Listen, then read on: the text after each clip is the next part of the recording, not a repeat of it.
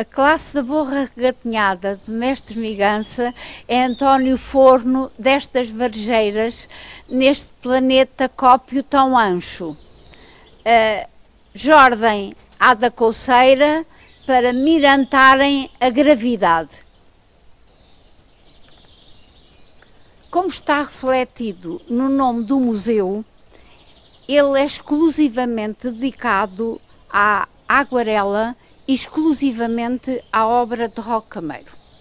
Situa-se em Minde e está aqui instalado por vontade da sua família, por vontade dos mindricos e por vontade de muitos dos seus amigos. Abriu ao público em 2009.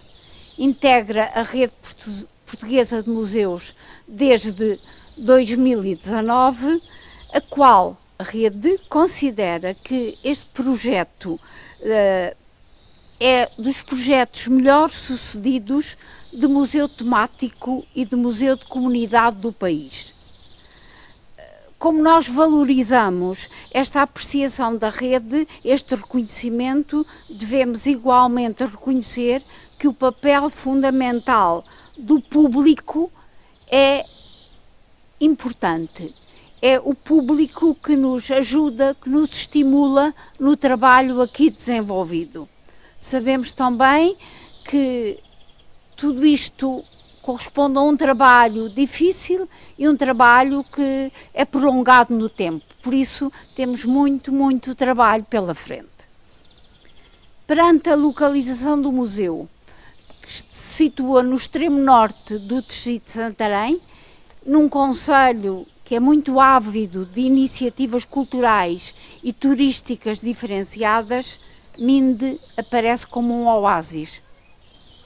Aqui a promoção da nossa língua, o mindrico, a promoção das mantas tradicionais de Minde, das verdadeiras mantas de lã, da música, da dança, do ensino da técnica da aguarela, são elementos essenciais da identidade singular deste projeto museológico.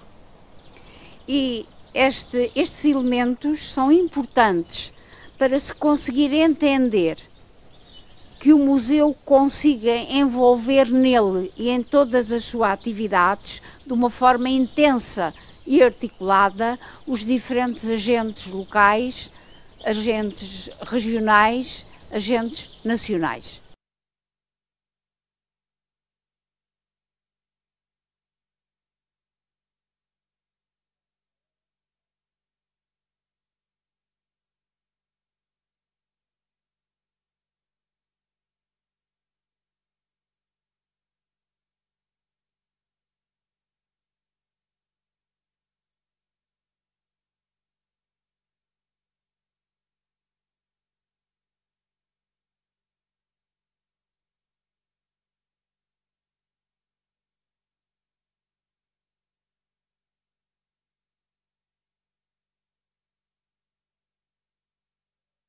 Durante alguns dias, 5 aguarelas estiveram expostas à votação do público para escolher a que mais gostavam. Essas 5 aguarelas fazem parte da coleção do museu e farão parte da exposição que abrirá amanhã na reabertura do museu, depois deste grande período de interrupção. Das 5 aguarelas, a mais votada obteve 61% dos votos do público e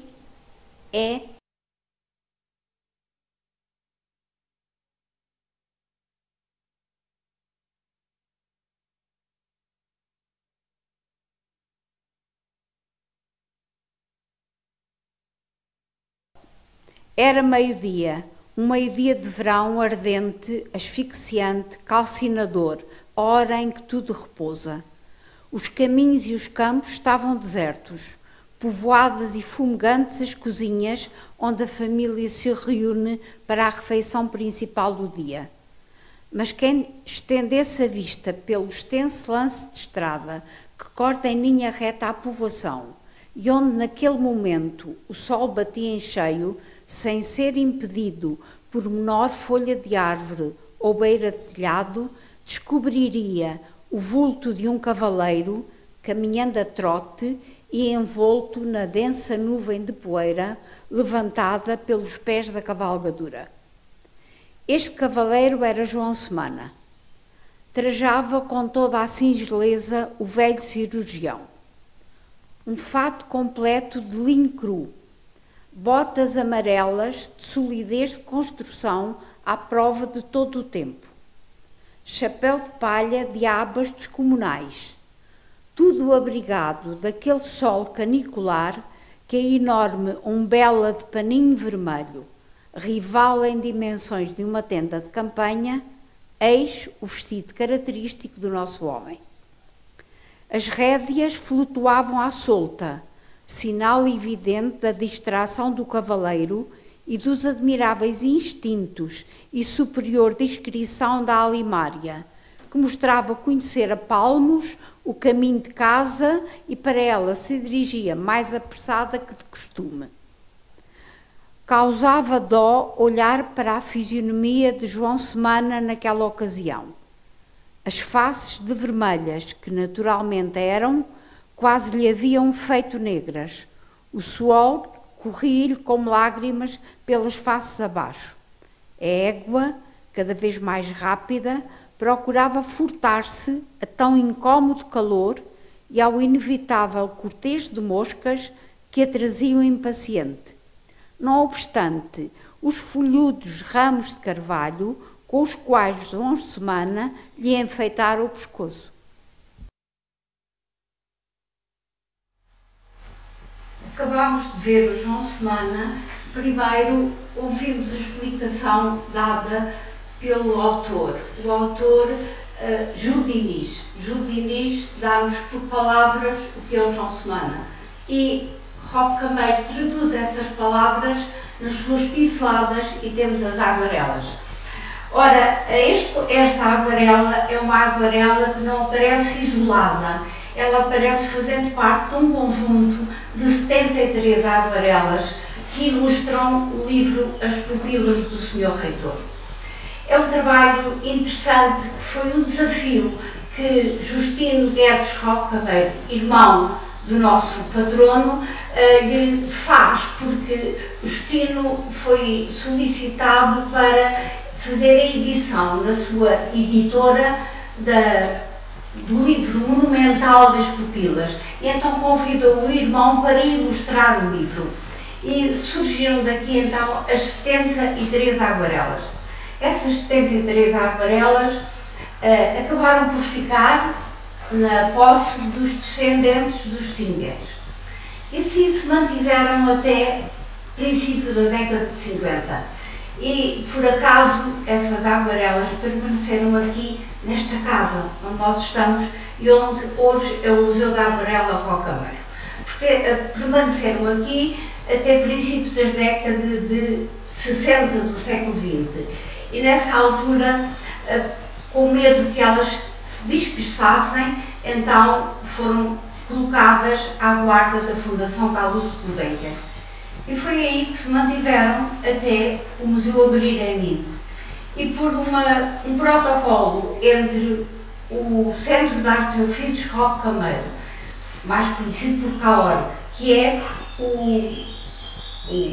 a entidade que dirige e que tutela o museu, as aguarelas foram objeto de um protocolo e daí elas vieram outra vez para mim e estão aqui. Por isso, o Museu da Aguarela agradece imenso à Fundação Gulbenkian toda a confiança que depositaram em nós para albergar as aguarelas aqui.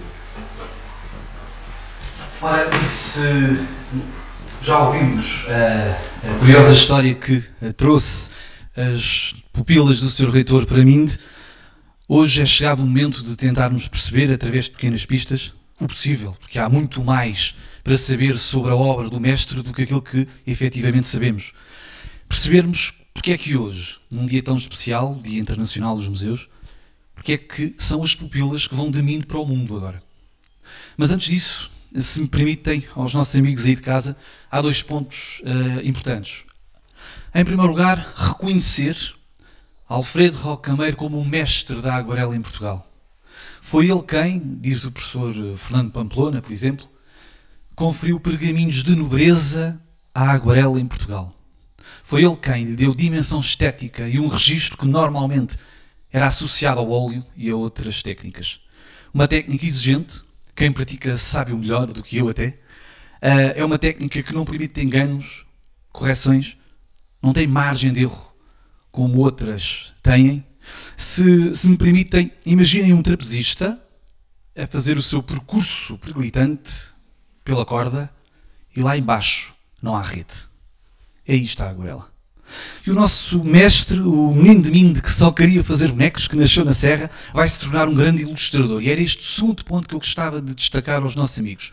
É que a ilustração das pupilas do Sr. Reitor inscreve-se num período da nossa história, ali do século XIX para o século XX, que é considerado pelos historiadores como o Portugal imaginado, como a invenção de Portugal. Ou seja, muitos dos elementos que hoje nos definem como portugueses, o nosso hino, a nossa bandeira, os nossos heróis, as guerras, as batalhas, as histórias e a história, foram registados, escritos por historiadores que se referiam como genuinamente portugueses, arquitetos que desenhavam a dita casa portuguesa, músicos que compunham a dita música portuguesa. É neste contexto que emerge o nosso Roque Cameiro como um grande ilustrador. Atenção, ele ilustrou obras como Além das Pupilas, como quadros de história de Portugal, uma edição monumental em 1900 dos Lusíadas, imensa produção, ele compôs imenso, produziu imenso, mas, se me permitem, há um aspecto fundamental. Esta é a leitura do historiador. Roque Cameiro era o homem de Surrobeco, um homem intuitivo, um celebrador da natureza, um homem que não era de filosofias, não deixou grande biblioteca.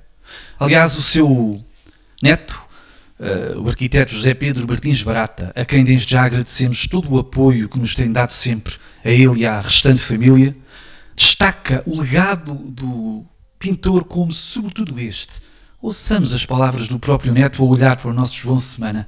Ele refere: o legado de Roque Cameiro foi sobretudo este: a descoberta da felicidade de observar, de entender, de sentir e ver.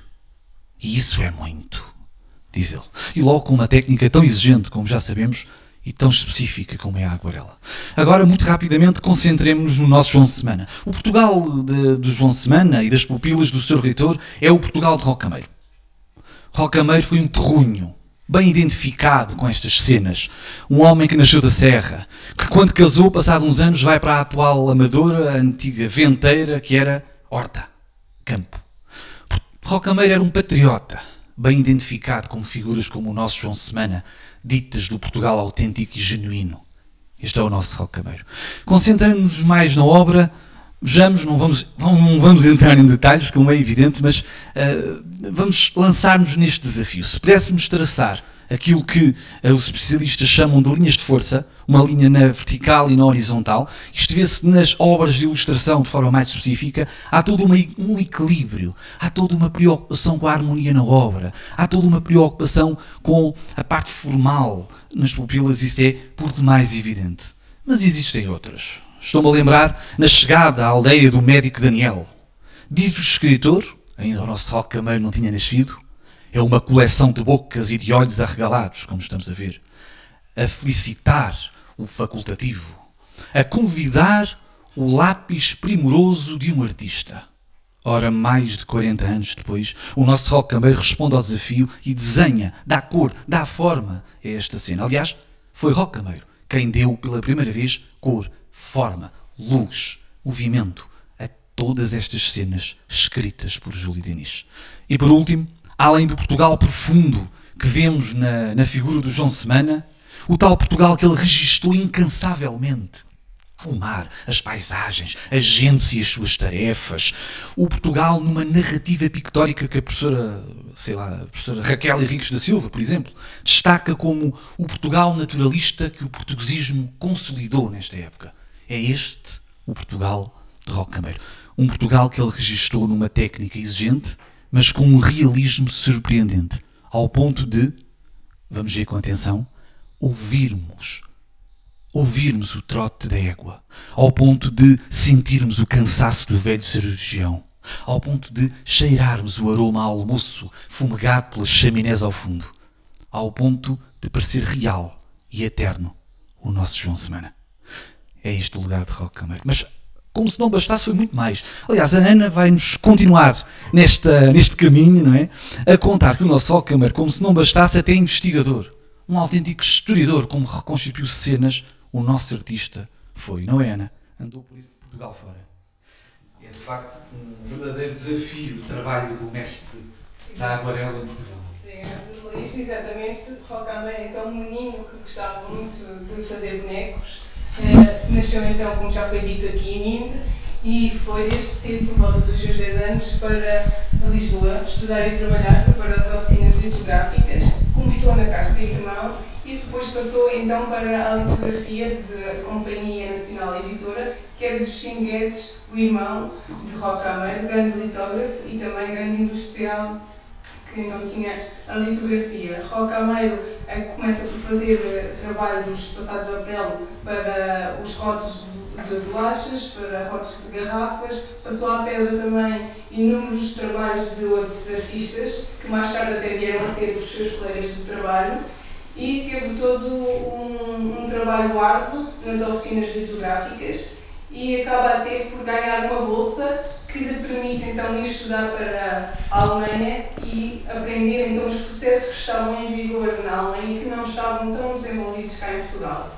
Passa toda essa informação da técnica toda de que era preciso saber a nível do papel litográfico, como é o caso da imagem que nós temos agora de momento, que é uma explicação então do funcionamento da oficina litográfica. Então, como é que se executa um trabalho no prelo? O desenho é feito pelo arquiteto José Pedro Martins Barata, que nos deixou todo o seu testemunho, como é que se procede então quanto ao processo litográfico.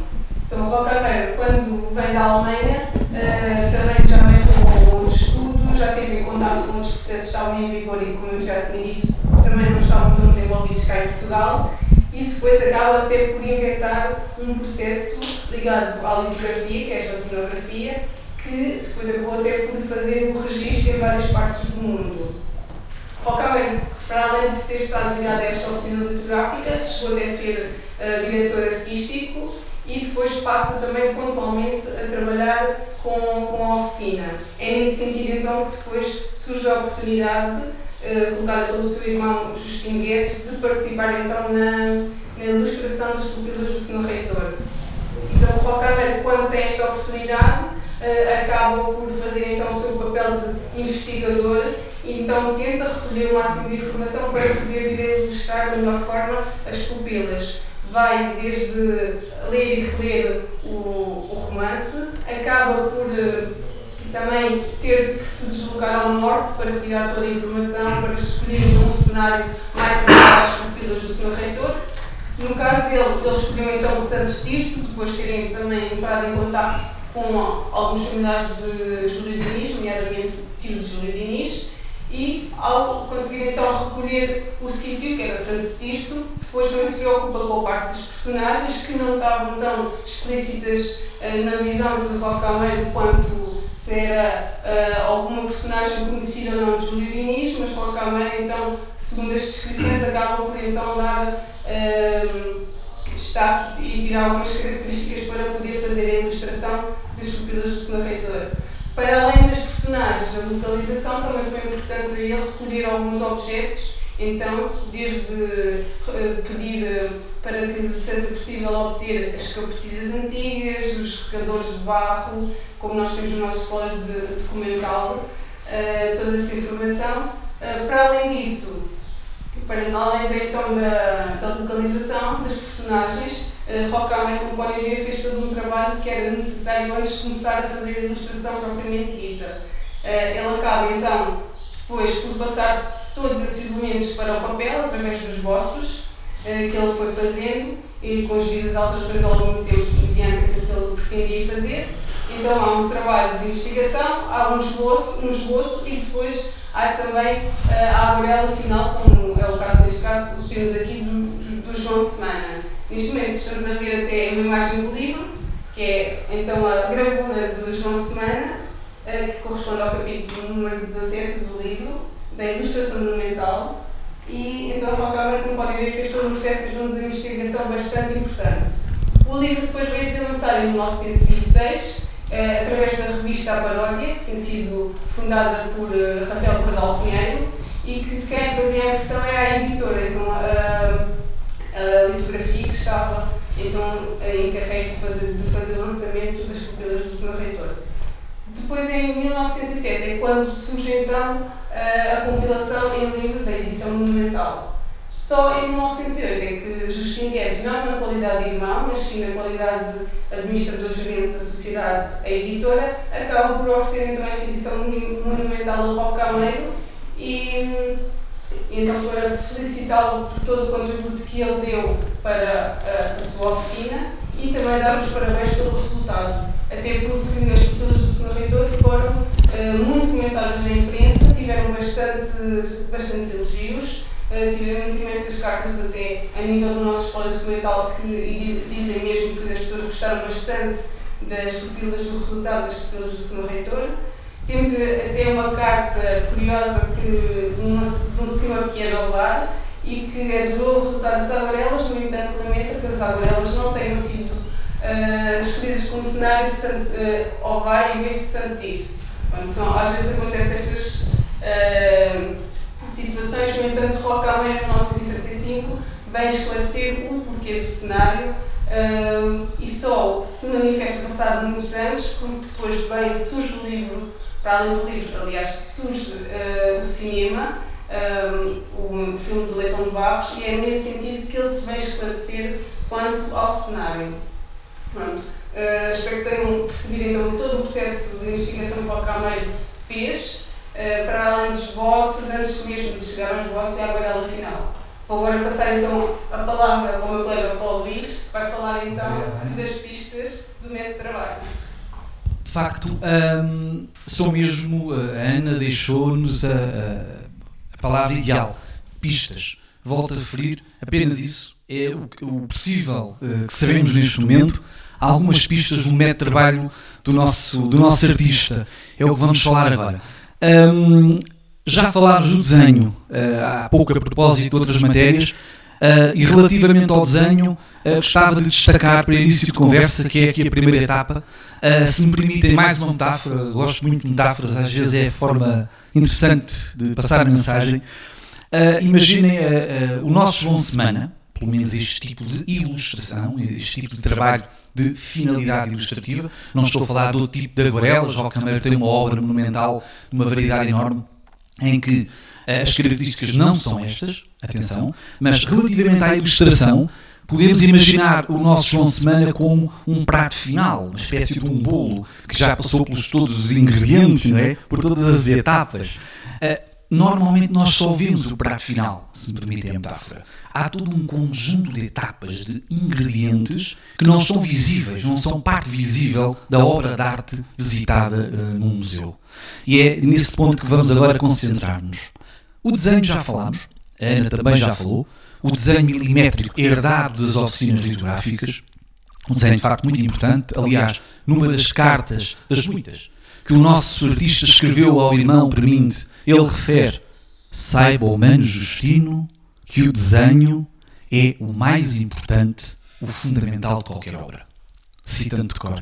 De facto, nem sempre é assim, mas neste tipo de trabalhos o desenho é uma estrutura, um esqueleto fundamental, com toda a proporcionalidade, linhas de força, equilíbrio, pontos de fuga, todos os aspectos que poderíamos falar. Mesmo no próprio desenho, há um caso curioso que poderá ter-se passado na situação do nosso João Semana, que estão a ver, que é a situação de um casal, de um desenho de um casal que está a conversar, que vai dar origem a uma aguarela final das pupilas do Sr. Reitor. Estamos a ver neste momento a aguarela final, onde a senhora Dona Teresa está a dizer ao Sr. João da esquina: homem, a nossa filha Teresinha tem que casar com o médico Daniel. Olha, vou dizer, ele é rico, ele é bonito, ele é um belo partido.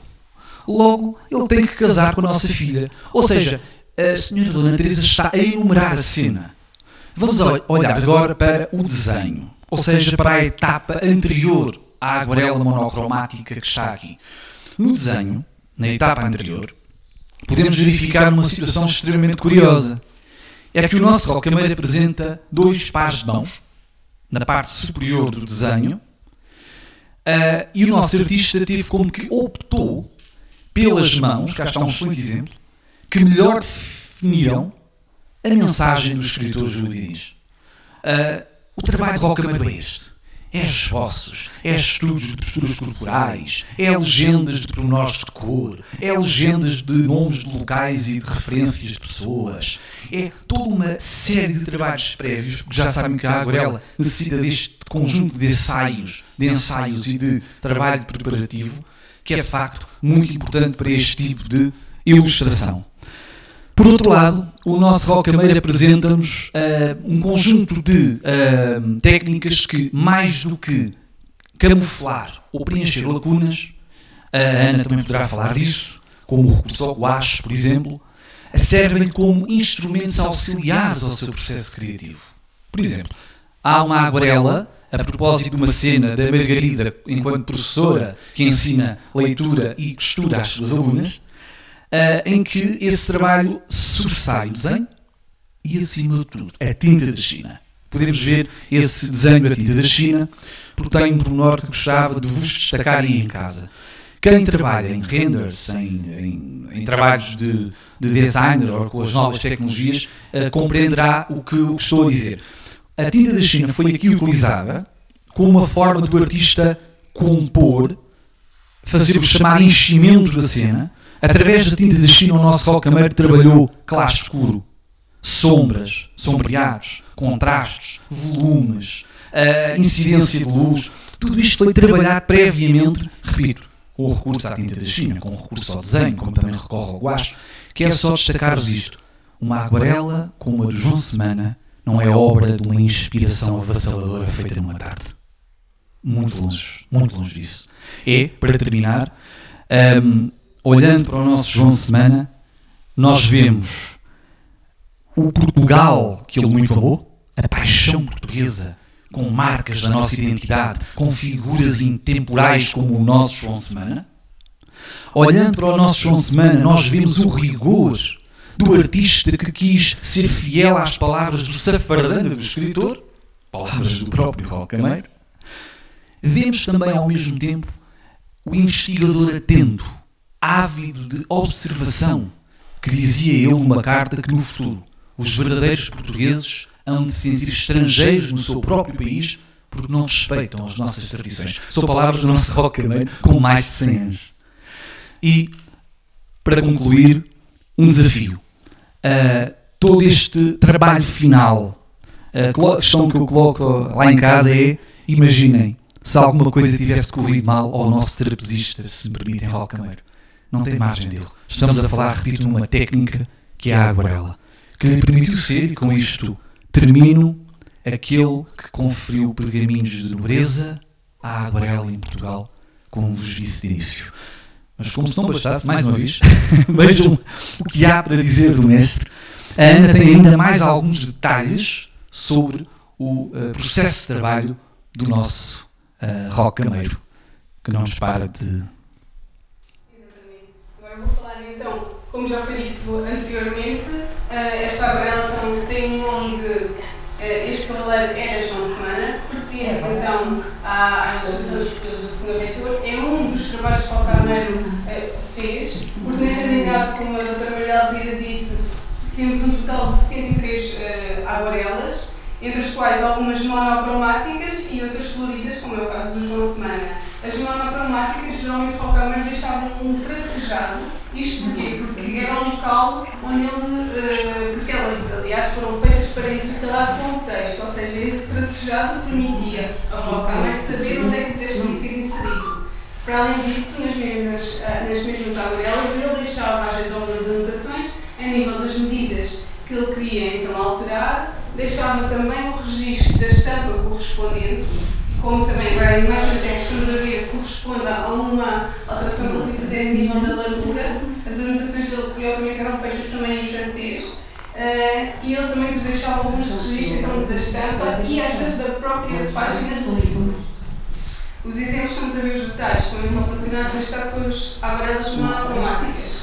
as coloridas que nós temos também de Rocamã, que também, em parte, também têm esse registro, não têm todas o número da página, mas têm quase todas a identificação da estampa.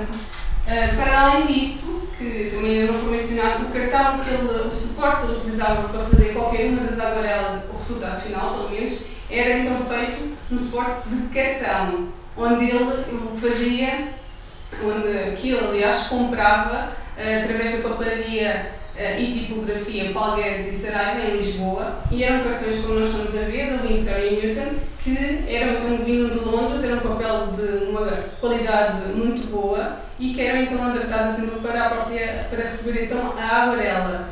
E Rocamã então trabalhou sobre este suporte. No caso do João Semana, nós temos também algumas anotações no verso do cartão.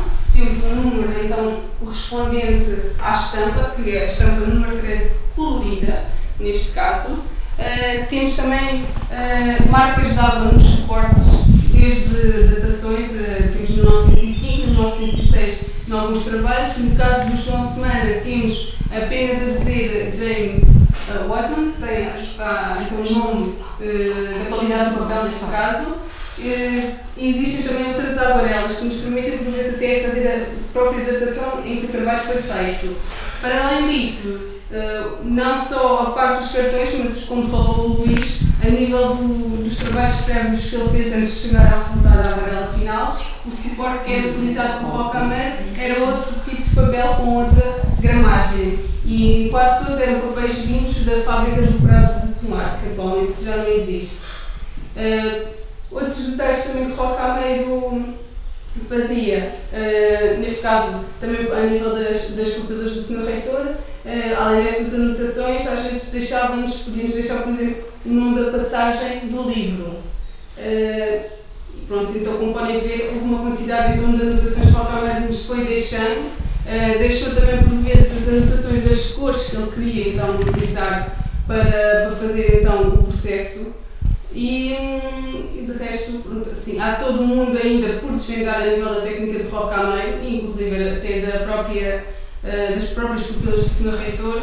É um trabalho que nós andamos aqui também a tentar desempenhar. Claro que a nível da conservação e restauro também é preciso ainda fazermos temos outras possibilidades a nível das exames e análises que nos permitiam então ter, se calhar, recolher informações sobre a paleta então, que o artista utilizou a nível do estudamento dos pigmentos. Era um trabalho também bastante interessante que aqui tentamos de alguma forma desenvolver.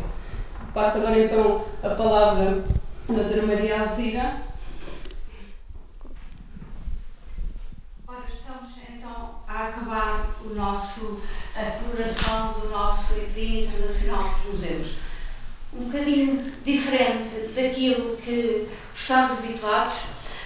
Nós estamos habituados a um trabalho diferente, um trabalho em que o público interage diretamente connosco. Não é este caso, infelizmente, acontece com todos a mesma coisa e nós tínhamos programado uma coisa completamente diferente, tínhamos programado um grande concerto no Jardim, com a Sociedade Musical Lindense a colaborar connosco, tínhamos combinado mais atividades, exposição temporária, enfim, nada disso foi possível.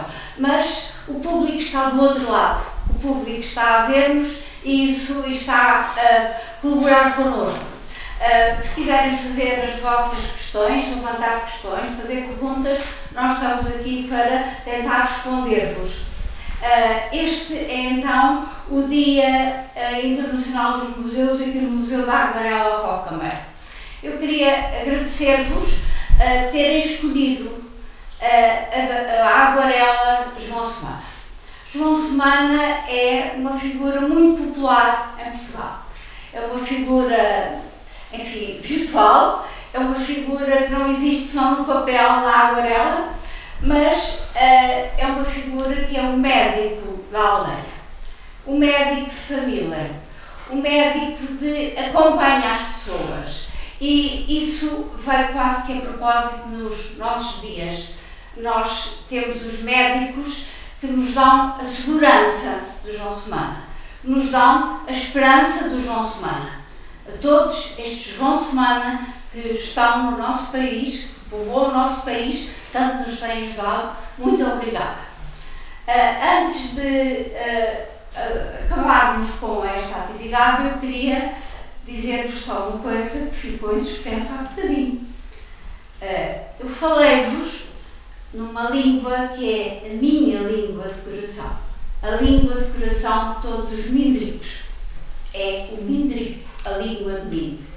Eu queria-vos traduzir aquilo que vos disse. O que vos disse é que o Museu da Aguarela Rocameiro tem todo o gosto em receber estes visitantes que, através da internet, chegam até nós e que convidávamos a ver as obras do nosso patrono e convidávamos a entrar no museu para verem essa gravidade. A gravidade são coisas muito bonitas. É isto que gravidade quer dizer em mindrico. E, por fim, eu queria também dizer-vos uma outra coisa. Nós estamos aqui perante uma aguarela. E uma aguarela que é o resultado do sentir de um homem que dedicou a sua vida às tintas, aos pincéis. E ele transmitiu no papel a figura do João Semana. Mas, antes dele, um outro construiu o João Semana. E construiu o João Semana através das palavras. João Diniz, outra linguagem. Mas mais tarde, um terceiro homem, que por acaso era genro de Rocameiro, pega nos seus adereços, nas peças de mobiliário, nos fatos que o sogro tinha comprado e dá uma outra linguagem à figura de João Semana. Essa pessoa foi Leitão Barros com o filme As Pupilas do Senhor Reitor.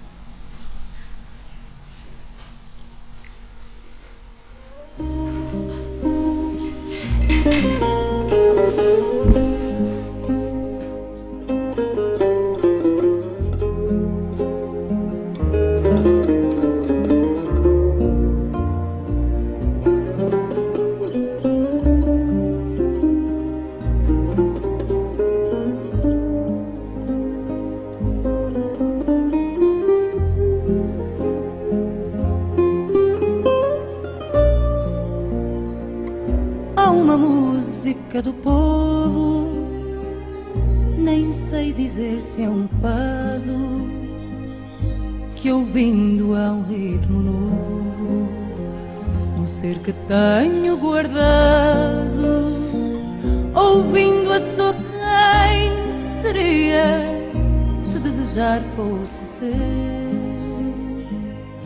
É uma simples melodia das que se aprendem a viver, mas é tão consoladora a vaga e triste canção que a minha alma já não chora, nem eu tenho coração, sou uma emoção estrangeira, um erro de sonho ido. Canto de qualquer maneira e acabo com um sentido.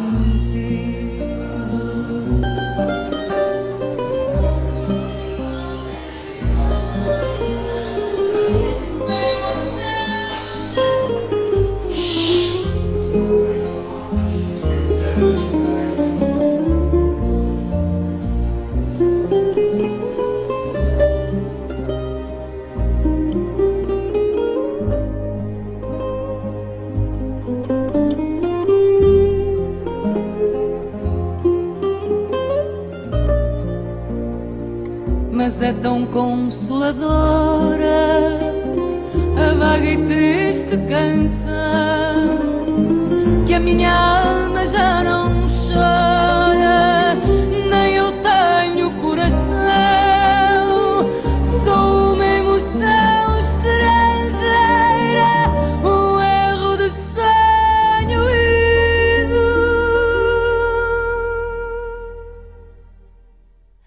Canto de qualquer maneira e acabo com um sentido.